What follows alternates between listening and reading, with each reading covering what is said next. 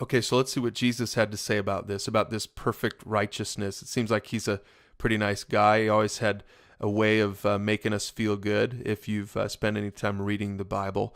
So we're going to take some of our words from Matthew chapter 5 and verse 8. Here's what Jesus did in one of his sermons, one of his first sermons, a famous sermon called the Sermon on the Mount. He said, "God blesses those whose hearts are pure, for they will see God."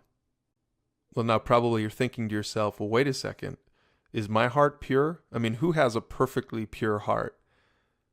And we read a little further. He goes on, he says in verse 20, "But I warn you, unless you obey God better than the teachers of religious law and the Pharisees do, you can't enter the kingdom of heaven at all." Well, wait a second. I mean, the religious teachers and the Pharisees back in Jesus' day were like really super religious people, really good people.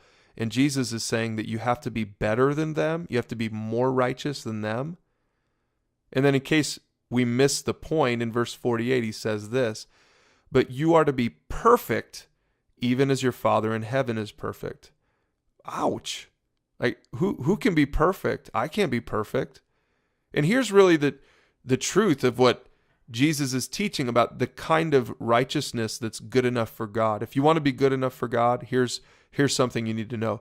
God requires nothing less than perfect righteousness.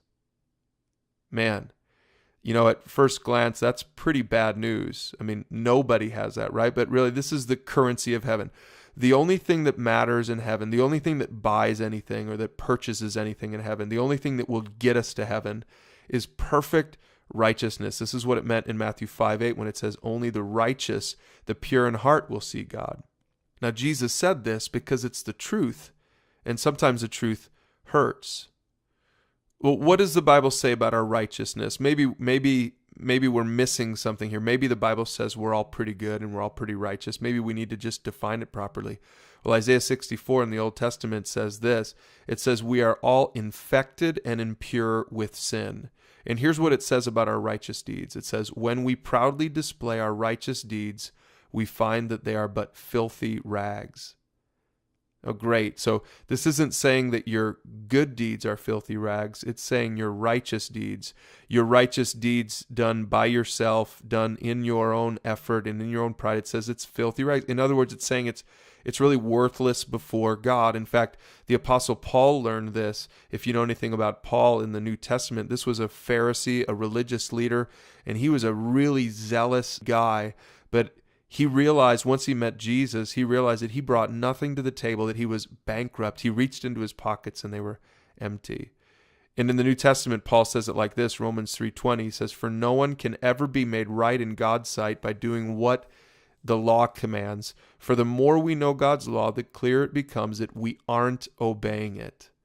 And so what we realize here is that no one is righteous, nobody at all, that we're all sinners. This is the sad truth of the Bible. And this is our problem, is the sin problem. No one is perfectly righteous, which means no one on their own can see God. And really the only other thing we can add to this is the good news that only Jesus is righteous.